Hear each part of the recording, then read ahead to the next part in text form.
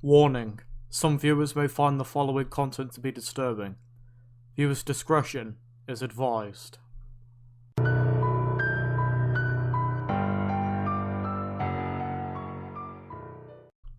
About a month ago, I bought a second Pokemon Red cartridge off of eBay, so I could start a new game and screw around without messing up my save file.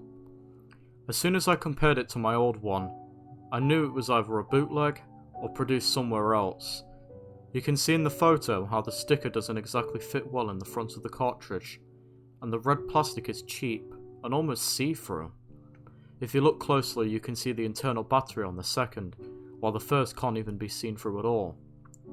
When it started up, it only had one option: New Game, and unlike the well-loved cartridge I've been using, it didn't have any wear marks from being inserted in the GBC, or anything indicating that it had been used.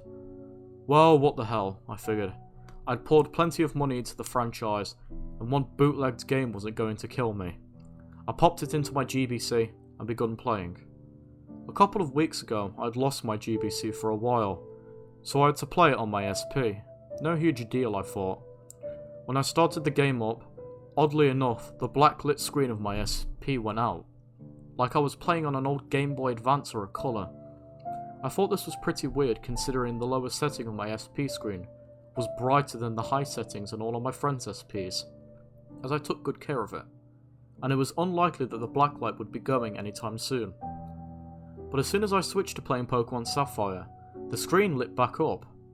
I'd played my red version on this SP plenty, and it never dimmed for an old Game Boy game. So I just attributed it to the game itself being poorly made, which makes no fucking sense, I know.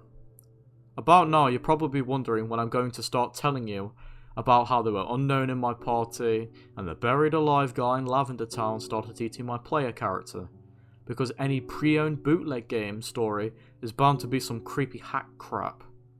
Well, it wasn't that simple. I played through Lavender Town and the Pokemon Tower, all of that, and nothing unusual happened.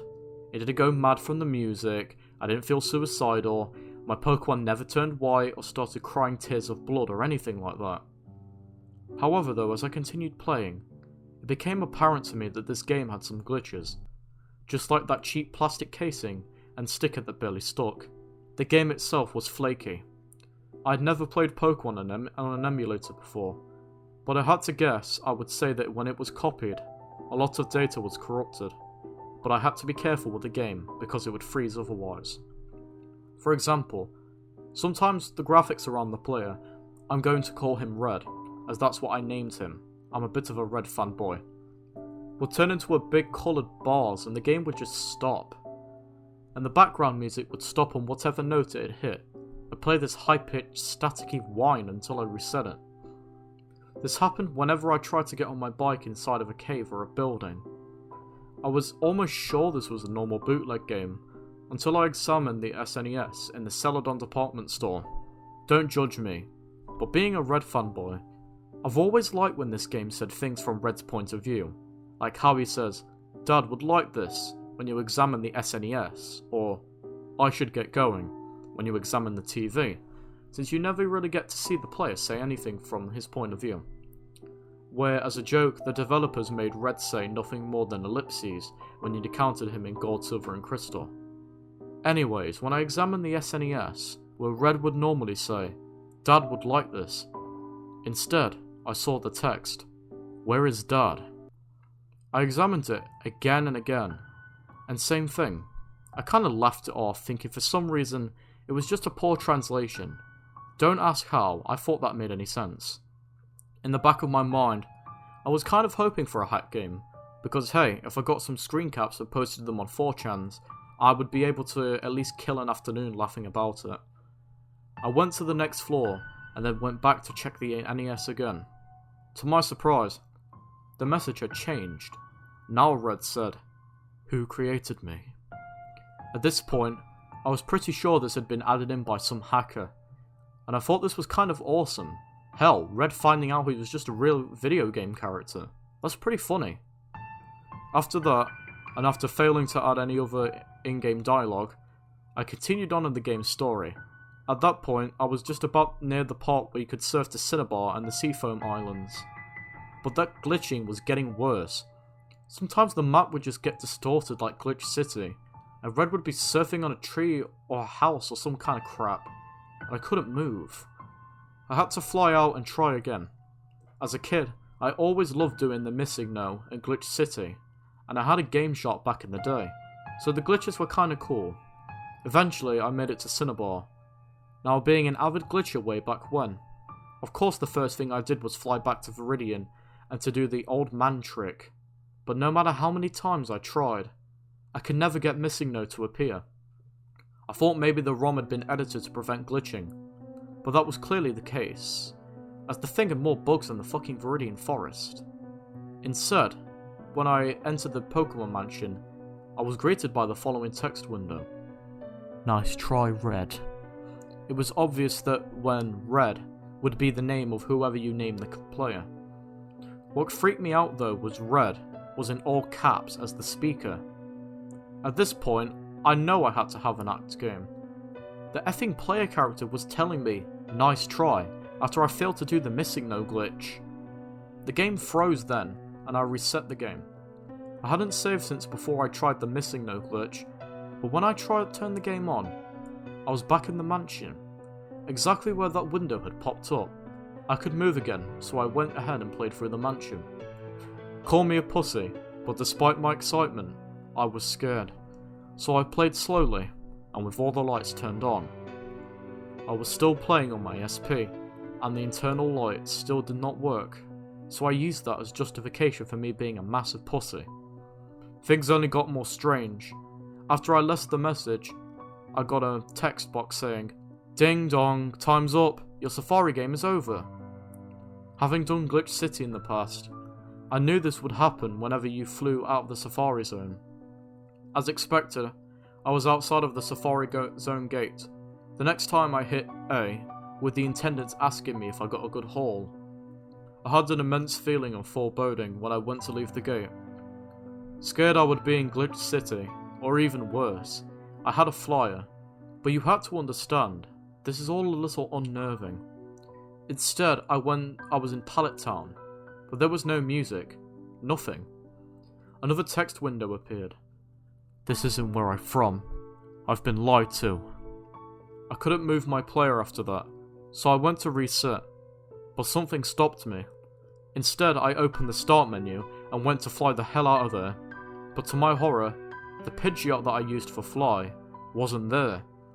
It was just my Blastoise, Executor, Kadabra, Mew from the Nugget Bridge glitch, and Kangaskhan in Pidgeot's place was a level 16 Raticate with 1 health. It was poisoned. I checked its stats, and it had the OT Blue, and it knew Hyper Beam, Quick Attack, Glare, and Skull Bash. I don't even know if Raticate can learn all these moves. I've since heard that Gary's Raticate died. Seriously? In the game. But I had named Gary Douche in this game for a few laughs. I guess the OT name, Blue, came from the fact that blue is the opposite to red version. Like maybe it was supposed to have come from a hacked blue cartridge. I know Rattata doesn't evolve until level 20, so this was pretty obviously a hack. I had some antidotes and potions in my bag, so I figured what the hell and I tried to heal it. But when I left the Pokemon menu, the entire start menu just closed. I couldn't open it again. I tried walking, but this time I was able to. I took a few steps, forgetting about the poison, until a text box appeared saying, "We killed it." At this point, I was getting freaked out. No fucking way. I went to my party, and Raticate wasn't there at all.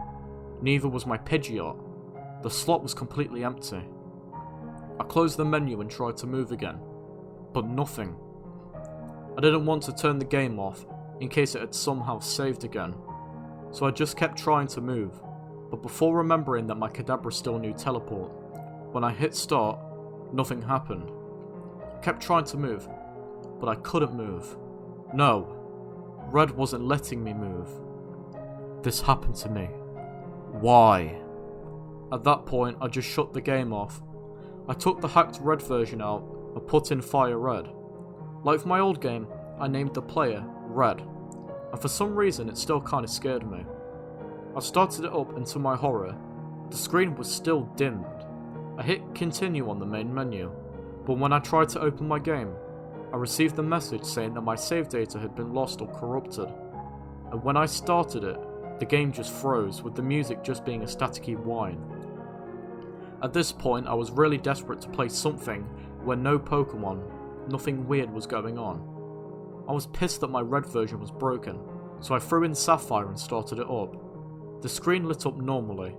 I thought for a moment that maybe something was wrong with my SP that broke my Fire Red, and hell, I didn't want that happening to my Sapphire, especially because it had Jirachi from Colosseum, and Feebas it took me an hour to find, so I shut it off and pulled it out. I started playing what I'm referring to as Glitchy Red version again, about a week ago. When I started it back up, I was still in Pallet Town. There was music and things appeared to be normal, except for the empty slot in my party, and my SP screen no longer lighting up. I biked to Viridian City, and found Pidgeot safely in my PC. So I figured what the hell and took it out, and then flew to Cinnabar to fight Blaine. When I went to unlock the gym, surprise, another text box. No. No matter how many times I tried, the game refused to let me in. I had the fucking secret key. It was right there in my bag. Red wasn't letting me in. Everything that happened to me happened because the world won't let it happen to me. I didn't become a hero on my own. I was manipulated. I never unlocked that door. The door was unlocked because the game let me in. Everything you do because the game lets you. Because of how big the text box were, it took a really long time to scroll through them. And the whole time I was writing down what he was saying so I could have it on reference. Things were getting a little too Silent Hill for me. And once again I tried to move, but Red wouldn't let me. I'm going to show you how it feels to be unable to choose your own fate. I gave up and opened the start menu again. Glad that I could, and I used Pidgeot to fly out of there. I knew now this was only because Red was letting me fly. He was toying with me. I flew to Lavender because, shockingly enough, nothing weird has ever happened there. From Lavender, I walked down to try to go to Fuchsia City, but as I left Lavender, Red was at it again. No. Well fuck, I thought. I opened the menu and flew to Fuchsia City. When I got there, I nearly shat myself and dropped my SP. It was Glitch City you get when you surf across Cinnabar's coast. Immediately the menu popped up, the way it does when you do the Mew glitch. It was asking me to save the game. There was no option for no, and pressing B did nothing. I'd shut my game off. When I started it back up, I was still in Glitch City. I checked my party the way Red wanted me to. Pidgeot and Kadabra were there, but instead of teleport and fly, appearing when I selected them, there was only cursed. Not curse, like in that fucking retarded creepy black pasta, but cursed. I was smart enough to not select it. I hit B until I was out of the menu, and Red was telling me stuff again. You're staying here with me, Red. They replaced me because I was glitched and not good enough. I thought this was my story, but I'm just a character in a video game. They took everything from me. My voice, my freedom, my legacy. They replaced me with this brown-eyed kid. I understood now that he meant Fire Red version, and the Gold Silver Crystal versions where he had been demoted to final boss. He eventually let me move, but to my surprise, the game never froze, even as I was walking on water and stepping onto houses. Eventually, I supposedly went too far, because the screen turned black around my player. Am I a joke to you? A yes or no option popped up. I can't tell you how fast I hit no. Then why do these things to me? Why did you corrupt my world and show me glitches that aren't meant to be? Why did you want to hurt me for missing no? I never wanted to hurt Red. It was just for fun. The game had bugs and we'd all just exploit them for fun, right? Why do I have to die? Just because I'm a hero? I shut my game off that night. I had a dream where I was a Pokemon trainer, the player from Fire Red, who I will never think again as Red. I was being chased by a white pale boy. While I can't feel pain in my dreams, I know some people can. The pale figure eventually caught me and ripped at my chest and sides with his nails. The last thing I saw before I woke up was the face of my attacker. A little boy with bright red eyes, black hair, and a red and white hat. For the next few days when I played, it was because I had to. I was trapped in the blackness because Red refused to let me go. Because he was forsaken and forgotten. Left to just be abused by players who come back out of nostalgia to exploit the bugs. Because I played so much, I almost always had a headache from the high-pitched noise that the games make. I had to call out of work sick. I could never move. But I found comfort in staring at the screen with the black background and my player Red didn't say anything to me. I couldn't play Fire Red version again. Even though it worked on my DS yesterday, I finally got to Mount Silver and Heart Gold. I couldn't bring myself to battle Red. I don't know what he would have done to me if I beat his replacement. Would it be angry? Happy? Would his defeat put his spirit at rest? I don't know. No matter how many times I play through the games, Red will suffer the same fate. Because he is a hero, and because the games let him only go so far. Red will never again be able to experience the glory of being the hero, and never will we. No matter how many times you start a new game, it will never be the same the first time you played. You know what's going to happen, but you play for nostalgia, because it's just a game to you now. I killed Red, and so did you. Unlike Ash Ketchum, he's never going to be the hero of another game in a brand new region. In Heart Gold, Gold's successor, Ethan, had even taken his accomplishments from him, being the one to catch the Pokemon Red had fought so hard for, Mewtwo, Zapdos, Articuno and Moltres. His life is over for him. He became such a legend that there was nothing left of him to even be proud for. I finished Glitchy Red version yesterday, when I finally checked my trainer card. There was a sprite of Red as he appeared in Gold, Silver and Crystal, but in the game's same monochrome colour scheme, just like Red and Green. When I looked closer, the red pixels making up his shirt looked darker and oddly arranged, almost like it was bleeding from the chest. None of my badges, or time played, or trainer ID, just that sprite. When I returned to the menu, instead of my name appearing as Red, there was only one word, Gone, for my trainer card. I selected it, and this time the card was blank. Go ahead, forget me now. Goodbye. The game reset, the way it does after you beat the champion, but this time, there was only one option. New game. I found my Game Boy Color earlier today, and started playing it on there. When I played it on my SP, the screen lit up and everything was normal. I had to start a new game on my Fire Red, but it's working again. Even the bootlegged Red version plays normally. No glitches, but I can never see Red silenced the same way again. Or even the hilarious Missing No or Glitch City bugs. I have a much deeper respect for the silent protagonists in the game, for all we put them through. Lavender Town used to creep me out, but now I find it very peaceful, as even Red, who wanted revenge on a world that had treated him horribly, could never mess with the resting place of a fallen Pokemon. Someday I hope I stop waking up with scratches on my torso, however. And that, my dorks, was Pokemon Glitchy Red. A Pokemon Red, glitchy / bootleg, whatever you want to call it, gaming creepypasta. My final thoughts and opinions on this story? It's hit or miss. Or I guess the best way to describe it is a mixed bag. First of all, the positives. It's unique. I don't think I've seen a Pokemon creepypasta that has had a character break the fourth wall in such a way like that. Him properly acknowledging the choices and all of his accomplishments will mean nothing at the end of the day. It's pretty amazing, honestly. However, there's the rest of the story. It references other stories, like other creepypastas. I would just stop it right there, but I have to reevaluate, I can't speak, sorry. But I hate the fact when other creepypastas mention creepypastas. It's cringy, it's stupid, it's annoying. Don't ever do it. If any of you are going to become creepypasta writers and narrators, never put creepypastas in your creepypastas. It just doesn't make them scary, it just makes them cringy. My final thoughts on this story? I would give it a 5 out of 10. It's a mixed bag. Some parts of it are good, I guess most parts of it are bad, but I say 5 is even Steven. So, that's good enough.